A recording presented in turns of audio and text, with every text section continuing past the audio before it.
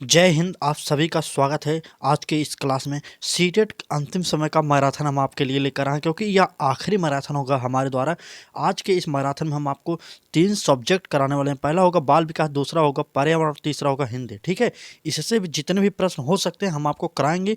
पूरी क्लास को जरूर देखिएगा, अगर नहीं देखेंगे तो आपको बाद में पछताना जरूर पड़ेगा। आज की यह क्लास ब्रह्मास्त्र है, इंपॉर्टेंट क्लास। एक ही क्लास से लगभग 20 प्रश्न आने की उम्मीद है, तो पूरी क्लास को देखिएगा। उसके बाद जो भी कमेंट करना हो तब करिएगा। पहली बार एक बार पूरी क्लास को देख लीजिए। ठीक है, चलिए पहला सब्जेक्ट देखते हैं क्या हमारा।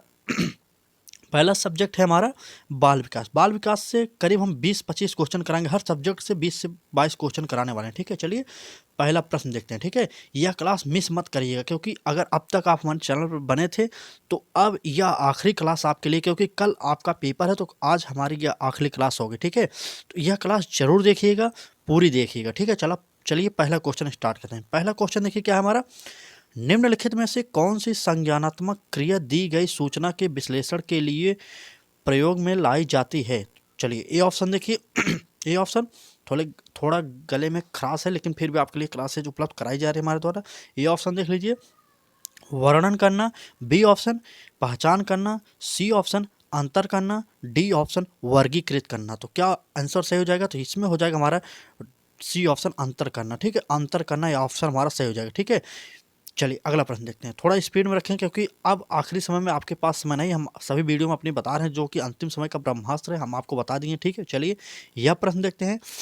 यदि पूर्व प्राथमिक स्तर पर बच्चों पर खोज की अनुमति दे दी जाए तो वह संतुष्ट हो जाते हैं, जब उन्हें हतोत्साहित किया जाता है तो वह व्यथित हो जाते हैं। वे ऐसा, एक प्रकार से खाली स्थान दिए गए यहाँ पर, ऐसा क्योंकि उनकी अभिप्रेरणा के कारण बनते हैं। यहाँ पर एक खाली स्थान में 4 ऑप्शन में से एक भरना पड़ेगा। ठीक है, चलिए ए ऑप्शन देखिए, अपनी शक्तियों के उपयोग करते हैं।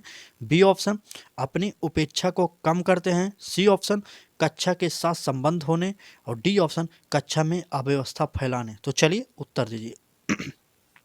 क्या हो जाएगा? हतोत्साहित किया जाता है तो वे व्यथित हो जाते हैं। वे ऐसा अपनी उपेक्षा को कम करने की उनकी अवप्रेरणा के कारण बन जाता है। तो हमारा बी ऑप्शन इसमें भी सही हो जाएगा। बी ऑप्शन, ठीक है, बी ऑप्शन हमारा सही हो जाएगा। चलिए अगला प्रश्न देखते हैं।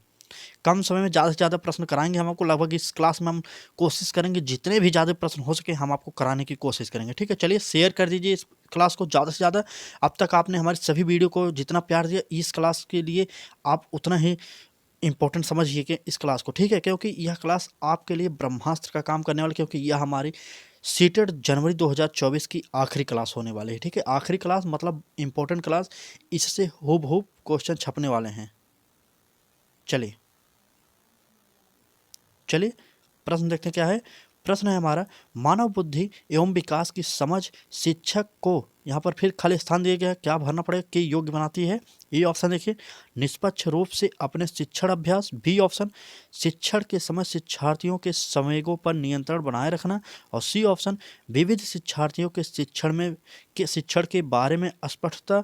और डी ऑप्शन, शिक्षार्थियों को यह जानने की कि वे अपने जीवन में कैसे सुधार कर सकते हैं। तो चलिए बताइए कौन सा आंसर सही होगा। चलिए कमेंट करें। मानव बुद्धि एवं विकास, यह क्वेश्चन देखिए, तो मानव बुद्धि एवं विकास की समझ शिक्षक को विविध शिक्षार्थियों के शिक्षण के बारे में स्पष्टता के योग्य बनाती है। तो हमारा सी ऑप्शन सही हो जाएगा। सी ऑप्शन हमारा सही हो जाएगा। चलिए अगला प्रश्न देखते हैं। अगला प्रश्न है हमारा, यह प्रश्न है, निम्नलिखित में से कौन सा कथन सत्य है। सत्य कथन पूछा जा रहा है। ए ऑप्शन देखिए, शिक्षक द्वारा प्रश्न पूछना संज्ञानात्मक विकास में बाधक है। यहाँ पर बाधक पूछा कहा गया है। बी ऑप्शन, विकास और सीखना समाज सांस्कृतिक संदर्भ में अप्रभावित करते हैं। यह देख लीजिए, अप्रभावित यहाँ पर लिखा गया है। सी ऑप्शन, शिक्षार्थी एक निश्चित तरीके से सीखते हैं। और डी ऑप्शन, खेलना संज्ञान और सामाजिक दक्षता के लिए सार्थक है। तो चलिए उत्तर बताइए कौन सा प्रश्न सही होगा। यहाँ पर सत्य कथन की बात की गई। देख लीजिए, यहाँ पर शिक्षक द्वारा प्रश्न पूछना संज्ञानात्मक विकास में बाधक है। जी नहीं, संज्ञानात्मक विकास में शिक्षक द्वारा जो प्रश्न पूछा जाता है उसका बहुत बड़ा महत्व होता है। ठीक है, तो इसलिए बाधक था, यहाँ पर गलत हो गया। बी ऑप्शन देखिए, विकास और सीखना समाज सांस्कृतिक संदर्भ में अप्रभावित करते हैं। विकास और सीखने में सामाजिक जो सांस्कृतिक विकास होता है वह बहुत महत्वपूर्ण स्थान रखता है। इस यहाँ पर अप्रभावित लिखा गया, वो उत्तर हो जाएगा प्रभावित करता है, इसलिए गलत हो गया। ठीक है, सी ऑप्शन देखिए, शिक्षार्थी एक निश्चित तरीके से सीखते हैं, यह भी गलत हो जाए, क्योंकि शिक्षार्थी किसी भी तरीके से सीख सकते हैं। उसका तरीका निश्चित नहीं होगा। ठीक है, तो चलिए अगला ऑप्शन देखिए, डी ऑप्शन हमारा सही हो जाएगा। हमने आपसे पहले ही बताया 3 ऑप्शनों को काट दीजिए, उसके बाद जो तीसरा बचता है उसे सही कर दीजिए आप। ठीक है, चलिए अगला प्रश्न देखते हैं। अगला प्रश्न है हमारा सामाजिकरण है। सामाजिकरण क्या है? ए ऑप्शन देखिए, सामाजिक मानदंडों में परिवर्तन। बी ऑप्शन, शिक्षक एवं पढ़ाए गए प्रश्नों के संबंध।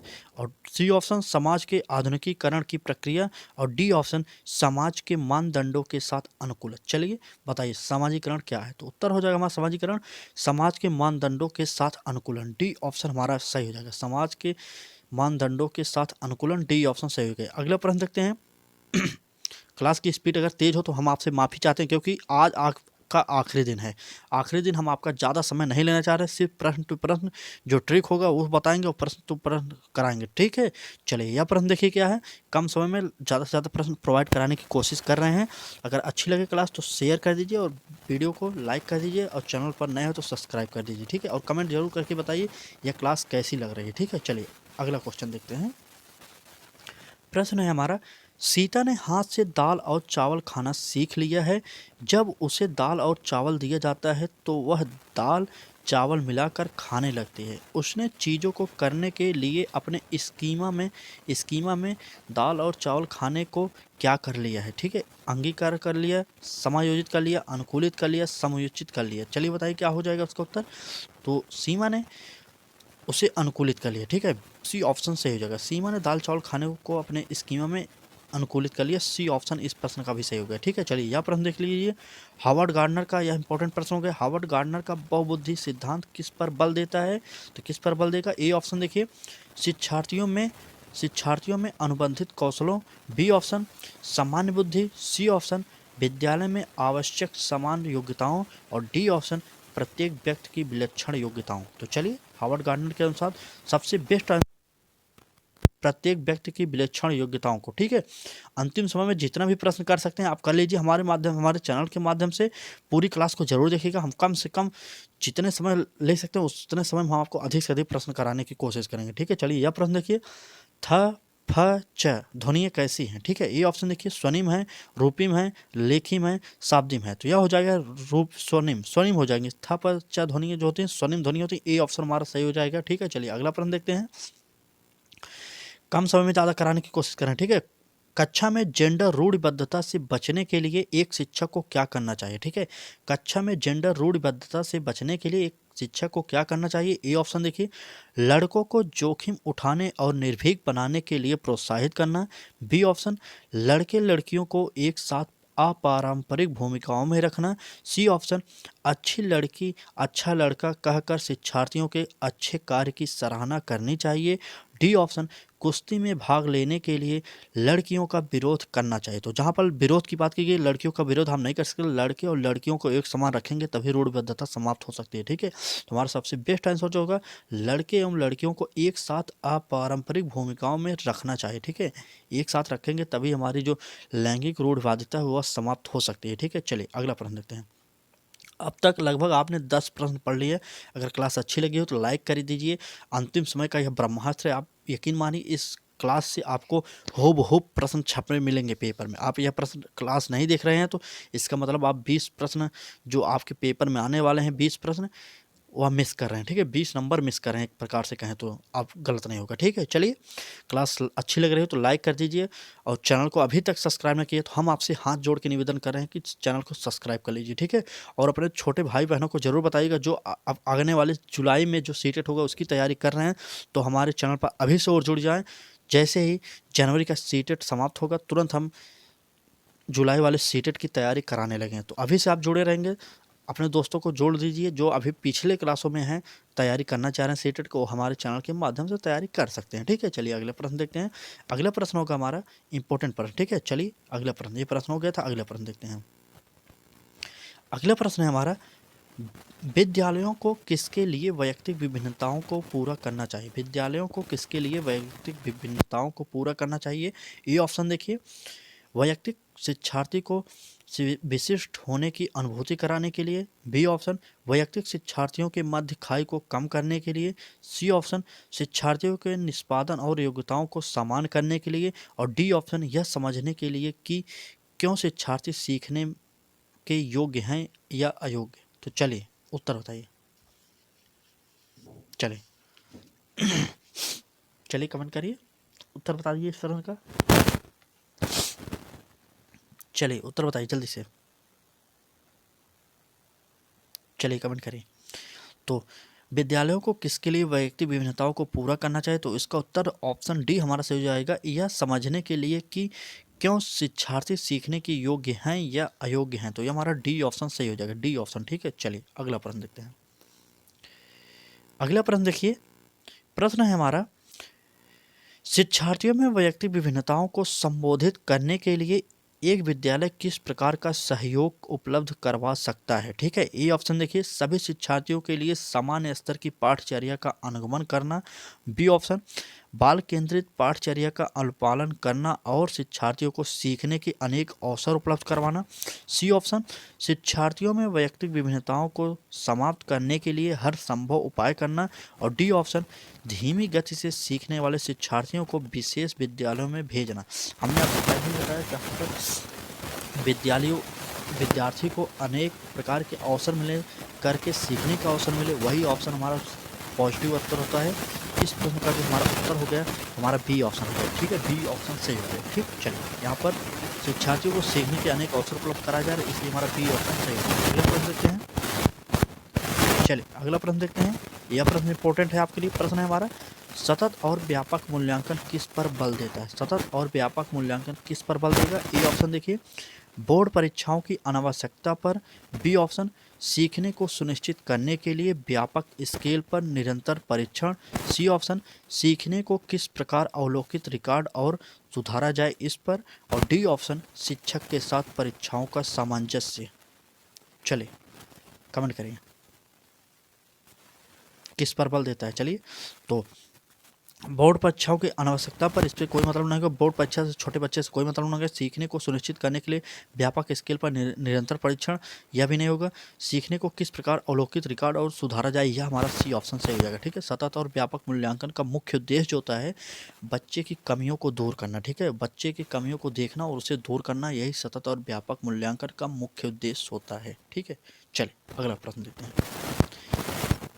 अगला प्रश्न देखते हैं, यह प्रश्न है हमारा, विद्यालय आधारित आकलन। विद्यालय आधारित आकलन ऑप्शन देखिए, शिक्षार्थियों और शिक्षकों को अगंभीर और लापरवाह बनाता है।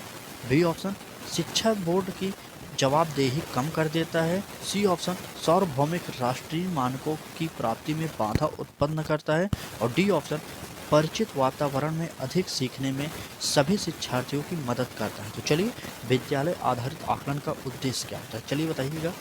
चलिए, विद्यालय आधारित आकलन परिचित वातावरण में अधिक सीखने में सभी विद्यार्थियों की मदद करता है। तो हमारा डी ऑप्शन सही हो जाएगा, डी ऑप्शन सही हो जाएगा। चलिए, क्लास को शेयर कर दीजिए और अभी तक आपने इस क्लास को लाइक नहीं किया तो एक लाइक जरूर करिए। लाइक करने से आपका कुछ नहीं जाएगा और सब्सक्राइब करने से भी आपका कुछ नहीं जाएगा। बस हमें लाइक कर देंगे तो हमारा मोटिवेशन बढ़ता रहेगा कि हाँ, हम अपनी क्लास को अच्छी तरीके से आपके समझ प्रस्तुत कर पा रहे हैं। ठीक है, अच्छे अच्छे क्वेश्चन आपके लिए ला रहे हैं, आपको अच्छा लग रहा है, इसलिए आपने हमारी वीडियो को लाइक किया, यही हम समझेंगे। ठीक है, और जितना लाइक करेंगे यह प्रश्न जो है, यह क्लास जो है अधिक से अधिक लोगों के पास यूट्यूब भेजता है। अगला प्रश्न देखते हैं, विद्यालय आधारित आकलन। विद्यालय आधारित आकलन जो होता है, ए ऑप्शन देखिए, यह प्रश्न हमने पढ़ लिया। अगला प्रश्न देखते हैं। ठीक है, यह प्रश्न हमने पढ़ लिया, माफ़ी चाहते हैं दोबारा पढ़ा रहे थे, तो यह प्रश्न हमने कर लिया था। दूसरा प्रश्न देखिए। चलिए दूसरा प्रश्न देखते हैं, एक समावेशी विद्यालय से संबंधित यह प्रश्न होगा। आपको पता होगा कि सीटेट समावेशी शिक्षा का बहुत ही पक्षधर होता है। ठीक है, चलिए यह प्रश्न देखिए क्या है। यह प्रश्न होगा हमारा, एक मिनट, इस प्रश्न को यहाँ पर थोड़ा छोटा कर देते हैं, एक मिनट थोड़ा छोटा करेंगे। चलिए यह प्रश्न देखिए, प्रश्न है हमारा, एक समावेशी विद्यालय। ए ऑप्शन देखिए, शिक्षार्थियों की निर्योग्यता के अनुसार उनकी सीखने की आवश्यकताओं को निर्धारित करता है। बी ऑप्शन, शिक्षार्थियों की क्षमताओं की परवाह किए बिना सभी के अधिगम परिणाम को सुधारने के लिए प्रतिबद्ध होता है। और सी ऑप्शन, शिक्षार्थियों के मध्य अंतर करता है और विशेष रूप से सक्षम बच्चों के लिए कम चुनौतीपूर्ण उपलब्धि लक्ष्य निर्धारित करता है। और डी ऑप्शन, विशेष रूप से योग्य शिक्षार्थियों के अधिगम परिणाम को सुधारने के लिए विशिष्ट रूप से प्रतिबद्ध होता है। यह प्रश्न जो है थोड़ा सा टफ है, आप अच्छे से पढ़िएगा, 1 से 2 बार ऑप्शन को पढ़िए, उसके बाद आप उत्तर दे सकते हैं। ठीक है, एक समावेशी विद्यालय का जो उद्देश्य होता है वह होता है शिक्षार्थियों की क्षमताओं की परवाह किए बिना सभी के अधिगम परिणाम को सुधारने के लिए प्रतिबद्ध होता है। ठीक है, चलिए यह हमारा बी ऑप्शन सही हो जाएगा, बी ऑप्शन सही हो जाएगा। चलिए अगला प्रश्न देखते हैं। अगला प्रश्न देखते हैं। यह प्रश्न इंपॉर्टेंट है आपके लिए, फिर से प्रतिभाशाली विद्यार्थी से संबंधित एक क्वेश्चन है। तो चलिए देखते हैं प्रश्न क्या है। प्रतिभाशाली शिक्षार्थी को, ए ऑप्शन देखिए, अधिगम निर्योग्य नहीं कह सकते। बी ऑप्शन देखिए, ऐसे सहयोग की आवश्यकता होती है जो सामान्यतः विद्यालयों द्वारा उपलब्ध नहीं कराई जाती। और सी ऑप्शन, शिक्षक के बिना अपने अध्ययन को व्यवस्थित कर लेते हैं। और डी ऑप्शन, अन्य शिक्षाओं के लिए अच्छे मॉडल बन सकते हैं। तो चलिए उत्तर बताइए। प्रतिभाशाली शिक्षार्थी को ऐसे सहयोग की आवश्यकता होती है जो सामान्यतः विद्यालयों द्वारा उपलब्ध नहीं कराया जाता। तो हमारा बी ऑप्शन सबसे बेस्ट आंसर हो जाएगा। ठीक है, इस क्लास में हम आपको ज़्यादा व्याख्या नहीं कर सकते, क्योंकि अगर आपको ज़्यादा डिटेल्स बताएंगे तो यह क्लास बहुत ही बड़ी हो जाएगी, क्योंकि अंतिम समय का यह मैराथन है। अंतिम समय है आपके लिए, कुछ ही घंटे बाद आपका पेपर, कहें तो गलत नहीं होगा, कुछ घंटे बाद आपका पेपर होने वाला है। तो आप पढ़िए अच्छे से, उसके बाद पेपर तो कल आपका होगा ही। आप अगर कैंसिल नहीं होगा आज रात तक तो कल पेपर होगा। वैसे कैंसिल किसी भी बात की उम्मीद नहीं कर सकते कि आप कैंसिल कर सकते हैं पेपर की कि नहीं। ठीक है, क्योंकि पेपर कैंसिल होने वाला नहीं है। सीटेट कभी पेपर कैंसिल जल्दी नहीं करता, वैसे कर सकता है लेकिन किसी भी जो समस्या होगी उसके द्वारा तभी कैंसिल करता है। ठीक है, लेकिन हमारी तरफ से 100% श्योर है कि सीटेट कल पेपर करा के रहेगा। ठीक है, तो चलिए अगला प्रश्न देखते हैं। कल की तैयारी आज आखिरी दिन होगी, क्योंकि कल आपका पेपर होगा सुबह से ही, तो हम आपके लिए कल क्लासेज नहीं लाएंगे। ठीक है, चलिए यह प्रश्न देखिए। प्रश्न है हमारा, बच्चों में सीखने और सुनने के लिए अधिगम योग्य वातावरण के लिए निम्नलिखित में से कौन सा उपयुक्त है। आपसे पूछा जा रहा है, बच्चों में सीखने और सुनने के लिए अधिगम योग्य वातावरण के लिए निम्नलिखित में से कौन सा उपयुक्त है। ये ऑप्शन देखिए, शिक्षार्थियों को कुछ यह छूट देना कि क्या सीखना है और कैसे सीखना है। बी ऑप्शन, एक लंबे समय के लिए निष्क्रिय रूप से सुनना। और सी ऑप्शन, निरंतर गृह कार्य देते रहना। और डी ऑप्शन, सिखाने वाले द्वारा व्यक्तिगत कार्य करना। तो इसका ऑप्शन जो हमारा सही हो जाएगा, ए ऑप्शन, शिक्षार्थियों को कुछ यह छोड़ देना कि क्या सीखना है और कैसे सीखना है। ठीक है, जहाँ पर शिक्षार्थियों को करके सीखने का अवसर दिया जाए वह ऑप्शन हमेशा सही होता है। हमने आपसे बार बार कहा था वह ऑप्शन सही होगा। ठीक है, चलिए अब अगर यहाँ पर अगला टॉपिक देखते हैं, अगला सब्जेक्ट देखते हैं हम लोग क्या है। तो पर्यावरण का हमारा सब्जेक्ट चालू हो गया। अब लगभग आपने 15 से 20 क्वेश्चन तो कम से कम कर लीजिए आपने सीडीपी के। तो क्लास अच्छी लगी हो तो लाइक कर दीजिए एक बार, और वीडियो को ज़्यादा से ज़्यादा शेयर कर दीजिए। ठीक है, चैनल को अभी तक आपने सब्सक्राइब नहीं किए तो हम आपसे निवेदन करेंगे कि आप हमारे चैनल को सब्सक्राइब करिए, बेल आइकन को ऑन कर लीजिए। ठीक है, जिससे आपको रेगुलर क्लासेस उपलब्ध कराई जाए। ठीक है, तो चलिए नोटिफिकेशन मिलता रहेगा। आप अगर नोटिफिकेशन ऑन कर लेंगे तो अब हम यहाँ से ईवीएस की क्लासेज स्टार्ट करें। ईवीएस का जो महत्वपूर्ण क्वेश्चन होंगे वह हम आपको कराने वाले हैं। हमने आपको क्लास के स्टार्टिंग में ही बता दिया, पूरी क्लास को देख कर जाइएगा। यहाँ से 3 टॉपिक जो हैं और 30 प्रश्न तीनों टॉपिक से पूछे जाते हैं, मतलब 90 प्रश्न जो पूछे जाते हैं इस क्लास से ही 20 से 25 प्रश्न हो छपेंगे। ठीक है, थोड़ा सा चेंज करके 20 प्रश्न कम से कम फंसेंगे। आप यकीन मानिए, अगर आप ये क्लास मिस कर रहे हैं तो 20 नंबरों को अपने आप नुकसान करा लेना है। ठीक है, चलिए शेयर कर दीजिए, और क्लास कैसी लग रही है ये कमेंट करके ज़रूर बताइएगा। ठीक है, चलिए अगला प्रश्न देखते हैं। अगला पहला प्रश्न है हमारा पर्यावरण से संबंधित इस क्लास की। तो प्रश्न होगा हमारा, हमने सीडीपी कर लिया, अब ईवीएस करें। कमेंट मत करिए, दूसरा सब्जेक्ट चालू करिए। उसके बाद इसी क्लास में तीसरा सब्जेक्ट हिंदी की पेडागोजी के लगभग 15 से 20 प्रश्न करा देंगे, आप यकीन मानिए। ठीक है, आज हम आपके लिए 3 ही सब्जेक्ट लाए हैं, क्योंकि अंतिम समय का मैराथन है। जो इंपॉर्टेंट क्वेश्चन बन सका वही हम आपके लिए प्रोवाइड कर रहे हैं। ठीक, चलिए प्रश्न देखते हैं। पर्यावरण अध्ययन की पाठ्य पुस्तकों में विभिन्न प्रकरणों में एक खंड करके देखो को शामिल किया गया, जिसका उद्देश्य है, आपके बताया गया है कि एक पाठ्य पुस्तक में करके देखो पाठ को शामिल किया गया है, तो इसका उद्देश्य क्या होता है। चलिए ए ऑप्शन देखिए, घर में शिक्षार्थियों को व्यस्त रखने। जहाँ पर विद्यार्थियों को व्यस्त रखने की बात की जाए उस वह ऑप्शन हमेशा नेगेटिव होता है, इसलिए वह कट जाता है। ठीक है, और बी ऑप्शन देखिए, हस्तपरक अनुभव उपलब्ध कराना। यह सही हो सकता है। परीक्षा में निष्पादन को सुधारना है, तो परीक्षा से कोई मतलब नहीं होगा। ठीक है, करके देखो से मतलब परीक्षा से निष्पादन कोई मतलब नहीं होगा। वैज्ञानिक शब्दावली की परिभाषाएं रटना यार गलत हो जाएगा। तुम्हारा बी ऑप्शन हमने आपसे पहले ही बताया, जहां पर बच्चे को करके सीखने का अवसर मिले वह प्रश्न हमेशा सही होता है, वह ऑप्शन सही होता है। इसलिए हमारा यहाँ पर हस्तपरक अनुभव उपलब्ध कराना, यहाँ पर यही ऑप्शन सही हो जाएगा, बी ऑप्शन हमारा सही हो जाएगा। चलिए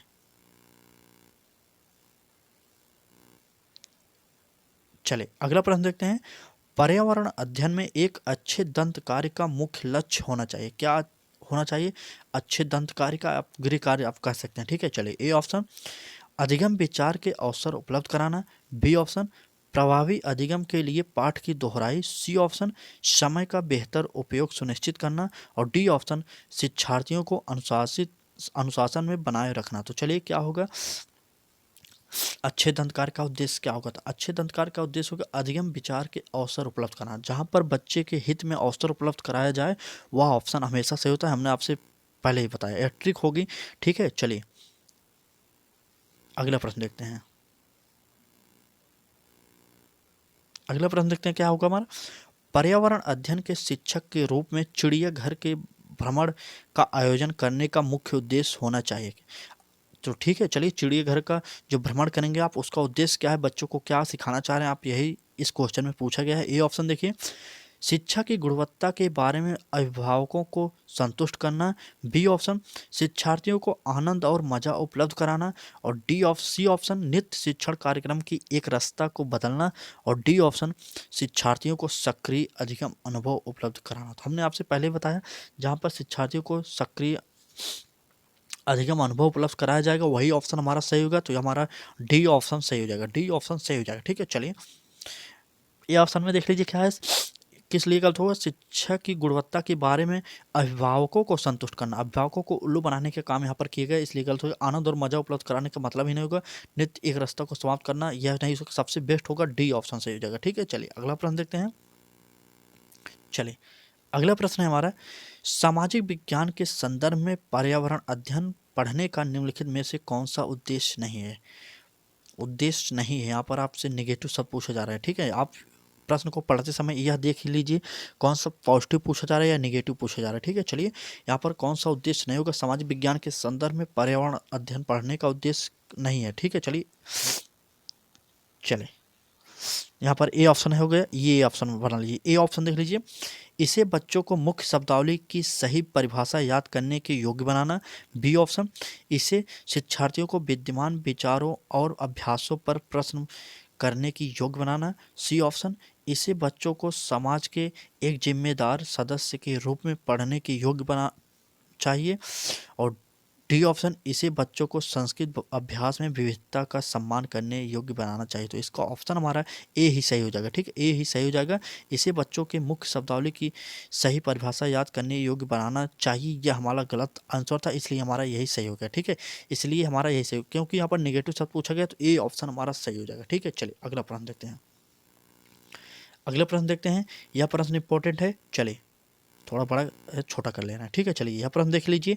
प्रश्न है हमारा, कविता पर्यावरण अध्ययन की कक्षा में गरीबी, निरक्षरता, वर्ग असमानता जैसे सामाजिक मुद्दों पर बल देना चाहती है।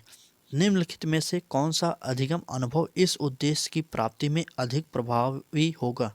ये ऑप्शन देखिए, शिक्षार्थियों को संबंधित मुद्दों पर स्लोगन लिखने के लिए कहना, बी ऑप्शन संबंधित मुद्दों पर विशेष व्याख्यानों का आयोजन करना, सी ऑप्शन शिक्षार्थियों को संबंधित सामाजिक मुद्दों पर चार्ट तैयार करने के लिए कहना और डी ऑप्शन शिक्षार्थियों को संबंधित जानकारी एकत्रित करने और उनका विश्लेषण करने के लिए सामूहिक परियोजना लेने के लिए कहना। तो चलिए कमेंट करिए उत्तर क्या होगा। चले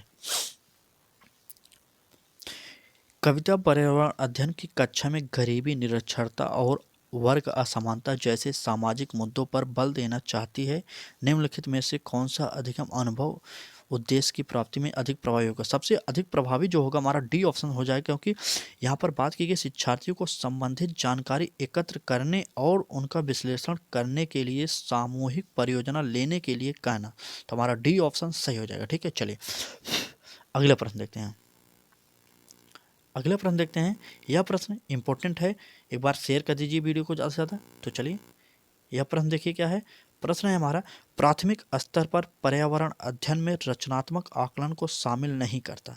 प्राथमिक स्तर पर पर्यावरण अध्ययन में रचनात्मक आकलन को शामिल नहीं करता। ए ऑप्शन शिक्षार्थियों की ग्रेडिंग और रैंकिंग, बी ऑप्शन शिक्षार्थियों के अधिगम व्यक्तियों की पहचान, सी होगा शिक्षण में कमियों की पहचान, और डी होगा हमारा शिक्षार्थियों के सीखने को बढ़ाने। चलिए, प्राथमिक स्तर पर पर्यावरण अध्ययन में रचनात्मक आकलन को शामिल नहीं करता, ठीक है, को शामिल नहीं करता। कौन सा ऑप्शन होगा जो शामिल नहीं करता? तो इसमें जो ऑप्शन सही होगा, ए ऑप्शन सही हो जाएगा, क्योंकि शिक्षार्थियों की ग्रेडिंग और रैंकिंग से कोई मतलब नहीं होगा पर्यावरण अध्ययन में, तो इसलिए यह हमारा गलत शब्द था। जो हमारा गलत आंसर था, ऑप्शन था, वही हमारा सही हो जाएगा, ठीक है, क्योंकि यहाँ पर नेगेटिव शब्द पूछा गया है, इसलिए ए ऑप्शन सही हो गया। चलिए अगला प्रश्न देखते हैं। यह प्रश्न देखिए, हाथियों के झुंड के संबंध, हाथियों से संबंधित एक प्रश्न आया है जो कि आपकी परीक्षा में काफ़ी ज़्यादा बार पूछा गया है, ठीक है। यह प्रीवियस ईयर का क्वेश्चन हम आपके लिए लेकर आए हैं हाथियों वाला, क्योंकि यह प्रश्न लगभग 3 से 4 बार पूछा जा चुका है। थोड़ा सा रूप चेंज करके इसका प्रश्न पूछा जाता है। चलिए प्रश्न को देखिए। अब तक आपने इस क्लास को लाइक नहीं किया तो आपसे निवेदन कर रहे हैं, लाइक कर दीजिए, और चैनल को सब्सक्राइब नहीं किए तो सब्सक्राइब जरूर कर दीजिए, बेल आइकन को ऑन कर लीजिए, जिससे आपको नोटिफिकेशन मिलता रहे। सीटेट से संबंधित कोई भी जानकारी, कोई भी क्लास आप लेना चाह रहे हैं तो आप हमारे चैनल से जरूर जुड़िए, ठीक है। तो चलिए यह प्रश्न देखते हैं। ईवीएस का इंपॉर्टेंट प्रश्न है, क्योंकि कई बार यह प्रश्न को दोहराया गया है सीटेट के द्वारा। चलिए प्रश्न देखिए, हाथियों के झुंड के बारे में सही कथन को चुनिए। हाथियों के झुंड के बारे में सही कथन आपको चुनना है। ए ऑप्शन देखिए, हाथियों के झुंड में केवल हथनियां और 14 से 15 वर्ष के बच्चे ही रहते हैं, और बी ऑप्शन हाथियों के एक झुंड में किसी एक ही परिवार के सदस्य होते हैं, सी ऑप्शन झुंड के सबसे बुजुर्ग हथनी ही पूरे झुंड की नेता होती है, और डी ऑप्शन होगा एक झुंड में हथनियों और बच्चों की संख्या कितनी भी हो सकती है। चलिए कौन सा सही होगा? पहला ऑप्शन होगा हमारा सी और डी, दूसरा ऑप्शन होगा ए और बी, और तीसरा ए और सी, चौथा बी और डी। तो चलिए उत्तर बताइए कौन सा सही हो जाएगा। चलिए उत्तर बताइए, चलिए कमेंट करिए। तो हाथियों के झुंड में केवल हथनियां और 14 से 15 वर्ष के बच्चे रहते हैं, यह ऑप्शन हमारा ए सही हो जाएगा। और देखिए कौन सा सही होगा, हाथियों के झुंड में एक ही परिवार के सदस्य होते हैं, यह ऑप्शन हमारा गलत हो जाएगा, ठीक है, एक ही परिवार के सदस्य नहीं होते। तो और दूसरा देखिए, झुंड की सबसे बुजुर्ग हथनी ही पूरे झुंड की नेता होती है, यह भी सही हो जाएगा। तो हमारा कहने का मतलब ए और सी सही हो जाएगा। ए और सी तो तीसरे ऑप्शन में है, ए और सी तीसरे ऑप्शन का सही हो जाएगा, ए और सी। चलिए अगला प्रश्न देखते हैं। अगला प्रश्न देखिए, यह प्रश्न भी पक्षियों से संबंधित प्रश्न पूछा जाता है, बार बार पूछा जाता है, थोड़ा सा इसका रूप चेंज करके आपसे पूछ लिया जाता है, हर बार पूछा जाता है एक प्रश्न, ठीक है। तो चलिए इस प्रश्न का उत्तर दीजिए। क्या होगा? प्रश्न पढ़िए। पक्षी अपने गर्दन अधिक हिलाते हैं, इसका कारण क्या होगा? जब पक्षी आप देखते होंगे, अगर आप लाइव देखे होंगे पक्षी को, तो आप जानते होंगे अपने परिवेश में कि पक्षी अपने गर्दन को अधिक हिलाते हैं। क्यों हिलाते हैं, यही आपसे पूछा गया। चलिए ए ऑप्शन देखिए, उनके कान पंखों से ढके होते हैं, बी ऑप्शन उड़ सकते हैं, सी ऑप्शन पक्षियों की आंखों की पुतली घूम नहीं सकती, और डी ऑप्शन पश्चिम की आंखें छोटी होती हैं, पक्षी की आंखें छोटी होती हैं। चलिए तो इसका सबसे बेस्ट उत्तर जो होगा, आज तक आप नहीं जानते होंगे कि पक्षियाँ अपनी गर्दन इधर उधर क्यों हिलाते हैं। मुझे पता है आप 99% लोग ऐसे होंगे जिनको यह नहीं पता होगा कि पक्षियाँ अपनी गर्दन इधर उधर क्यों घुमाते हैं। उसका कारण है, पक्षियों की जो आंखें होती हैं उसकी पुतली घूम नहीं सकती, इसलिए पक्षी जो होते हैं अपने गर्दन को ही घुमाते हैं। तो ये हमारा सी ऑप्शन सही हो जाएगा।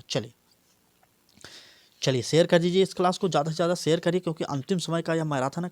आज कहें तो कुछ घंटे बाद आपका पेपर होने वाला है, या उससे पहले का क्लास आपके लिए बहुत ही महत्वपूर्ण है, ठीक है। चलिए एनसीएफ पर आधारित यह प्रश्न देख लीजिए। पर्यावरण पर यह प्रश्न है हमारा, राष्ट्रीय पाठचर्या की रूपरेखा 2005 प्राथमिक स्तर पर पर्यावरण अध्ययन शिक्षण का मुख्य उद्देश्य होना चाहिए, ठीक है। प्रश्न एक बार फिर समझ लीजिए। राष्ट्रीय पाठचर्या की रूपरेखा, इसे ही एनसीएफ कहा जाता है। आप पढ़ सकते हैं एनसीएफ 2005 प्राथमिक स्तर पर पर्यावरण अध्ययन शिक्षण का मुख्य उद्देश्य होना चाहिए। ए ऑप्शन स्वतंत्र रूप से प्रयोग करने की कुशलता अर्जित करना, बी ऑप्शन विषय की आधारभूत संकल्पनाओं की आधारभूत समझ का विकास, सी ऑप्शन विषय के आधारभूत सिद्धांतों का स्मरण रखना, और डी ऑप्शन कक्षा कक्षी अधिगम को विद्यालय के बाहर के जीवन से जोड़ना। हमने आपसे पहले ही बताया, पर्यावरण अध्ययन में हो या किसी भी सब्जेक्ट में हो, जहाँ पर कक्षा कक्षी जो अधिगम होते हैं उससे विद्यालय के बाहर के जीवन से जोड़ा जाएगा, वह ऑप्शन हमेशा पॉजिटिव माना जाता है। इसलिए यह हमारा डी ऑप्शन सही हो गया। कुछ ट्रिक के साथ ही आप सीटेट के आंसरों को आसानी से पढ़ सकते हैं और उत्तर निकाल सकते हैं। देख लीजिए, अधिगम को विद्यालय के बाहर जीवन के साथ जोड़ना, यह देखते ही आप टिक मार सकते हैं, ये ऑप्शन सही हो गया। ठीक है, चलिए अगला प्रश्न देखते हैं। अगला प्रश्न हमारा एनसीईआरटी से यह प्रश्न लिया गया है। एनसीईआरटी का यह प्रश्न क्या है? एनसीईआरटी की पाठ्य पुस्तकों में पर्यावरण अध्ययन को उच्च प्राथमिकता और स्थान दिया गया है। क्यों दिया गया है? देखिए, ए ऑप्शन अधिक संख्या में अभ्यास प्रश्नों को शामिल करने के लिए, बी ऑप्शन विषय की आधारभूत संकल्पनाओं की व्याख्या करने के लिए, और सी ऑप्शन चिंतन और विस्मय के लिए शिक्षार्थियों को अवसर उपलब्ध कराने के लिए, और डी ऑप्शन तकनीकी शब्दावली की सटीक परिभाषा उपलब्ध कराने के लिए। हमने आपसे फिर बताया कि ट्रिक वहाँ पर भी काम कर रहा है कि नहीं कर रहा होगा ट्रिक। आप देख लीजिए, जहाँ पर अवसर उपलब्ध कराया जा रहा है वह ट्रिक सही होगा। चलिए देखिए, ये हमारा डी सी ऑप्शन सही हो जाएगा। यहाँ पर शिक्षार्थियों को अवसर उपलब्ध कराने की बात की गई, इसलिए हमारा सी ऑप्शन सही हो गया। अगला प्रश्न देखते हैं क्या होगा। चले, यह प्रश्न इंपॉर्टेंट होगा, आपको पता होगा। ठीक है, चलिए क्लास को शेयर कर दीजिए आप एक बार, और अभी तक आप यह क्लास को लाइक नहीं किए तो हम आपसे बार बार यही निवेदन करें, क्लास को लाइक करिए और शेयर करिए, और सब्सक्राइब नहीं किए तो सब्सक्राइब कर दीजिए। ठीक है, जो लोग नए हैं वो चैनल को सब्सक्राइब जरूर कर लेंगे। ठीक है, जो लोग किए हैं वो लाइक करें, और जो लोग सब्सक्राइब नहीं किए वो सब्सक्राइब और लाइक दोनों चीज़ कर दीजिए एक बार। ठीक है, हम आपसे यही निवेदन करना चाह रहे हैं, और लाइक शेयर सब्सक्राइब करके आप क्लासेज पूरी देखिएगा। ठीक है हमारी।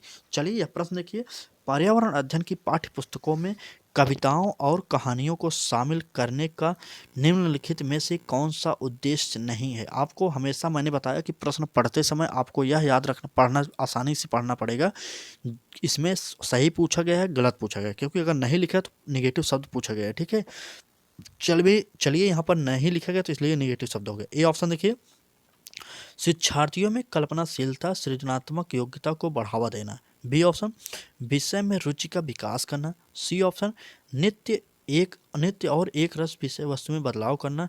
डी ऑप्शन शिक्षार्थियों को आनंद और मजा उपलब्ध कराना। आनंद और मजा उपलब्ध कराना, इसका कोई मतलब नहीं होता। ठीक है, इसका कोई मतलब नहीं है।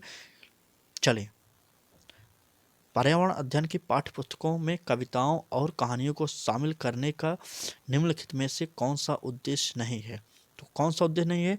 सी ऑप्शन हमारा सही हो जाएगा। नित्य और एक रस विषय वस्तु में बदलाव करना, इसका कोई मतलब नहीं होता। सी ऑप्शन गलत था, इसलिए हमारा सही हो गया सी ऑप्शन। ठीक है, सी ऑप्शन सही हो जाएगा, क्योंकि यहाँ पर नेगेटिव शब्द पूछा जा रहा है। ठीक है, चलिए अब तक आपने सीडीपी पढ़ लिया, मतलब बाल विकास पढ़ लिए, और पर्यावरण पढ़ लिए। अब हमारी यहाँ से क्लास स्टार्ट हो रही है हिंदी पेडागोजी की। कुछ प्रश्न हिंदी पेडागोजी से संबंधित होंगे, आप पूरा देखिए। कम से कम 15 प्रश्न तो जरूर कराएंगे इस क्लास में। ठीक है, क्योंकि आपको पता होगा कि हिंदी पेडागोजी से 15 प्रश्न पूछे जाते हैं सीटेट के पेपर में, और 15 प्रश्न जो आते हैं हिंदी के वह होते हैं गद्यांश पद्यांश पर आधारित। ठीक है, तो वह गद्यांश पद्यांश वाला हम नहीं करवाते हैं, क्योंकि वह तो आप खुद कर सकते हैं, लेकिन हम जो पेडागोजी के हिंदी के प्रश्न होंगे 15 प्रश्न को इस क्लास में भी अवश्य कराएंगे। तो चलिए 15 प्रश्न को जरूर पढ़ के तब जाइएगा।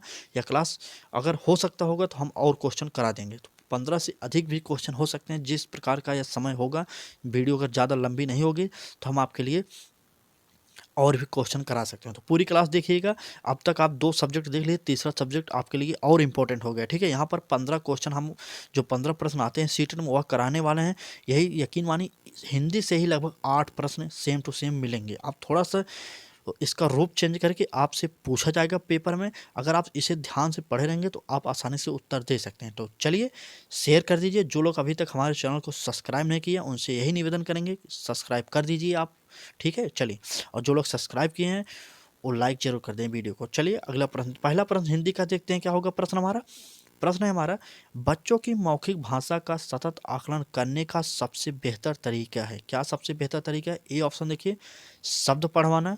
बी ऑप्शन प्रश्नों के उत्तर पूछना। सी ऑप्शन विभिन्न संदर्भों में बातचीत। और डी ऑप्शन सुने हुए को दोहराने के लिए कहना। तो चलिए, हिंदी पेडागोजी का यह प्रश्न पहला है हमारा। चलिए, बच्चों की जो मौखिक भाषा का सतत आकलन करने का सबसे बेहतर तरीका क्या होगा कि विभिन्न संदर्भों में बातचीत। ठीक है, तो बी ऑप्शन हमारा, सी ऑप्शन सही हो जाएगा। विभिन्न संदर्भों में बातचीत, या हमारा सी ऑप्शन सही हो गया। चलिए सी ऑप्शन सही हो जाएगा। चलिए अगला प्रश्न देखते हैं। यह प्रश्न है हमारा, भाषा में सतत और व्यापक आकलन का उद्देश्य है। क्या उद्देश्य है? ए ऑप्शन देखिए, वर्तनी की अशुद्धि के बिना लिखने की क्षमता का आकलन। बी ऑप्शन, भाषा के व्याकरण का आकलन। सी ऑप्शन, भाषा के मौखिक और लिखित रूपों के प्रयोग की क्षमता का आकलन। और डी ऑप्शन है, पढ़कर समझने की क्षमता का आकलन। चलिए बताइए, सतत और व्यापक आकलन का उद्देश्य क्या होता है, तो कमेंट करिए। चलिए, भाषा के मौखिक और लिखित रूपों के प्रयोग की क्षमता का आकलन, यहाँ पर सतत और व्यापक मूल्यांकन का होगा आकलन का। ठीक है, चलिए सी ऑप्शन हमारा सही हो जाएगा। सी ऑप्शन सही हो जाएगा। चलिए अगली क्वेश्चन देखते हैं। अगली क्वेश्चन है हमारा, अगला प्रश्न है, भाषा कक्षा में विभिन्न दृश्य श्रव्य साधनों का उपयोग का उद्देश्य नहीं है। आपसे पूछा जा रहा है, जो आप कक्षा में श्रव्य और दृश्य साधनों का उपयोग करते हैं उसका क्या उपयोग नहीं, उद्देश्य नहीं होता, आप बताइए। चलिए ए ऑप्शन देखिए, आधुनिक तकनीक को कक्षा में लाना। बी ऑप्शन, सभी प्रकार के बच्चों की आवश्यकताओं का ध्यान रखना। सी ऑप्शन, सीखने सिखाने की प्रक्रिया को रुचिकर बनाना। और डी ऑप्शन, विद्यालय प्रमुख के निर्देशों का पालन करना।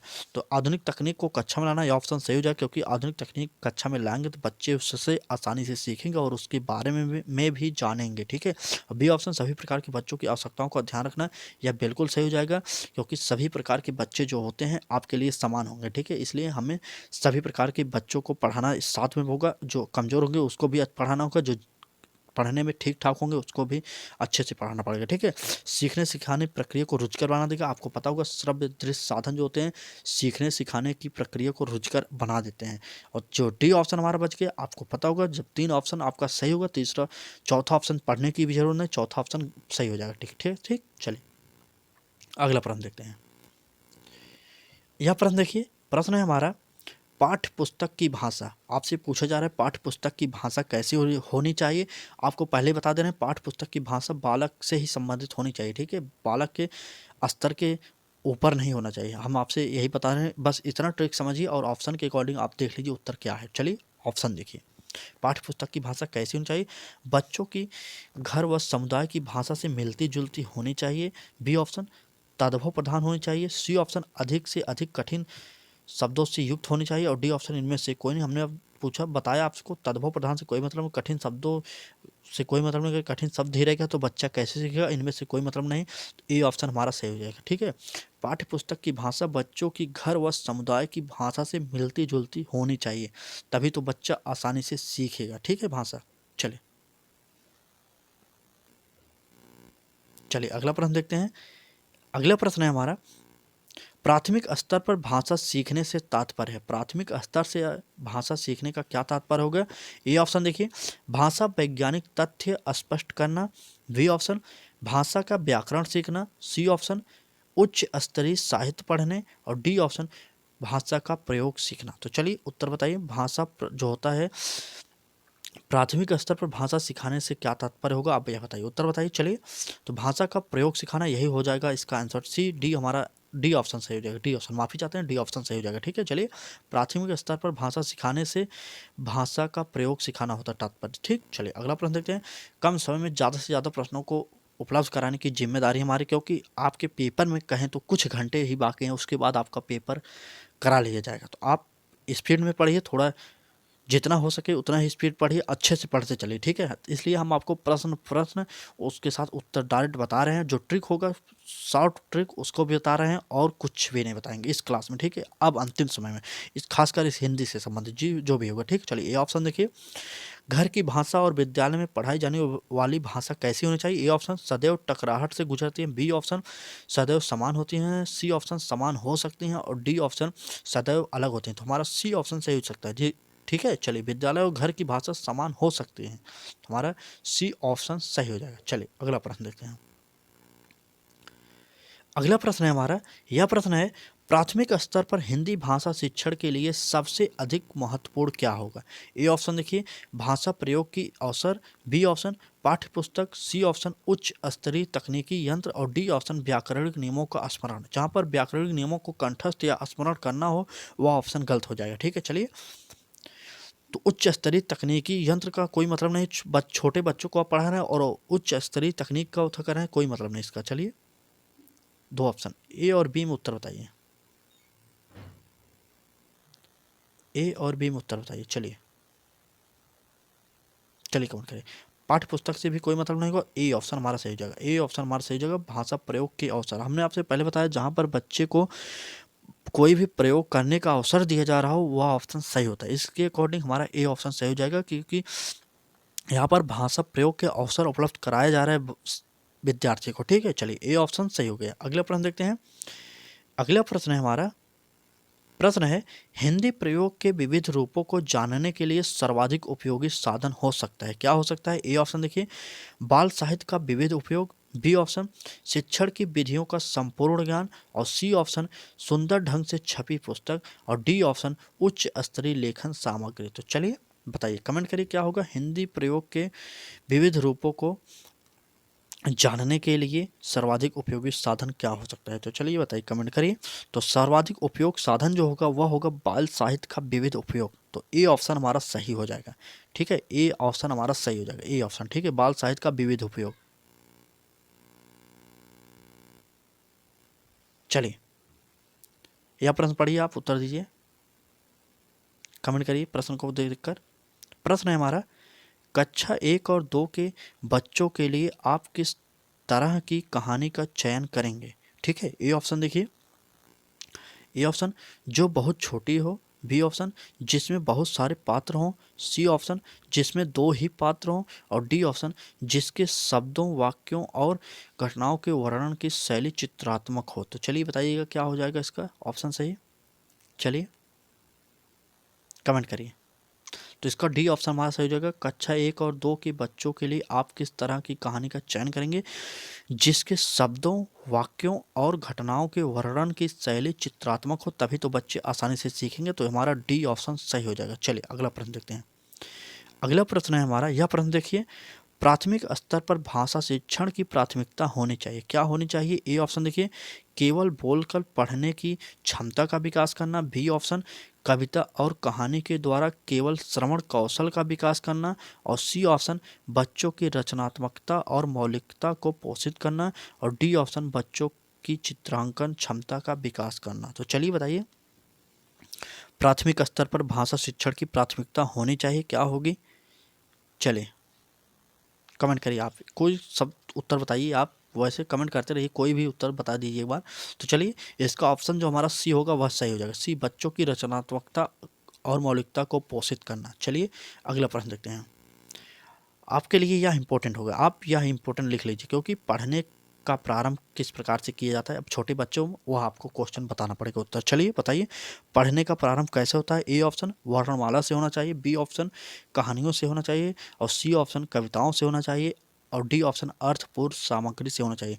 तो वर्णमाला से कोई मतलब नहीं, सबसे बेस्ट हो जाएगा डी ऑप्शन। ठीक है, अर्थपूर्ण सामग्री से होना चाहिए पढ़ने का प्रारंभ। चलिए अगला प्रश्न देखते हैं। अगला प्रश्न है हमारा, भाषा के बारे में कौन सा कथन उचित है? आपसे पूछा जा रहा है भाषा के बारे में कौन सा कथन उचित है। ए ऑप्शन देखिए, भाषा अनिवार्यतः लिखित होती है, बी ऑप्शन भाषा नियमबद्ध व्यवस्था है, सी ऑप्शन भाषा व्याकरण का अनुसरण करती है, और डी ऑप्शन भाषा और बोली में कभी भी कोई भी संबंध नहीं होता है। तो चलिए बताइए कौन सा उत्तर सही हो जाएगा। भाषा के बारे में कौन सा कथन सत्य है? जब कभी भी कोई भी संबंध नहीं होता, भाषा और बोली में संबंध होता है। ठीक है, चलिए भाषा व्याकरण का अनुसरण करती है, बिल्कुल नहीं करती भाषा व्याकरण का अनुसरण। ये ऑप्शन देखिए, भाषा अनिवार्यता लिखित होती है, गलत हो जाए, क्योंकि भाषा लिखित और मौखिक दोनों होते हैं। तो हमारा बी ऑप्शन सही हो जाएगा। ठीक है, बी ऑप्शन सही हो जाएगा, क्योंकि यहाँ पर लिखा गया है भाषा नियमबद्ध व्यवस्था है, तो बी ऑप्शन सही हो जाएगा। ठीक है, चलिए क्लास अच्छी लग रही हो तो लाइक कर दीजिए, चैनल पर नए हो तो सब्सक्राइब जरूर करें। ठीक है, अभी तक आपने हमारे चैनल को सब्सक्राइब नहीं किया तो आप सब्सक्राइब कर दीजिए, पहली बार आप हमारे चैनल पर मौजूद है तब भी आप सब्सक्राइब कर सकते हैं। ठीक है, चलिए यह प्रश्न देखते हैं। प्रश्न है हमारा, प्राथमिक कक्षाओं में रोल प्ले का उद्देश्य क्या होना चाहिए? रोल प्ले मतलब भूमिका निर्वाह, जो नाटक होता है वह क्या, उसका मतलब क्या होगा? ठीक है, चलिए ए ऑप्शन बच्चों को अभिनय सिखाना, बी ऑप्शन एक पद्धति के रूप में इसका उपयोग करना, और डी और सी ऑप्शन विभिन्न संदर्भों में भाषा प्रयोग के अवसर उपलब्ध कराना, और डी ऑप्शन बच्चों को अनुशासित रखना। तो इसको ऑप्शन बताइएगा क्या सही हो जाएगा। ठीक है, चलिए बताइए।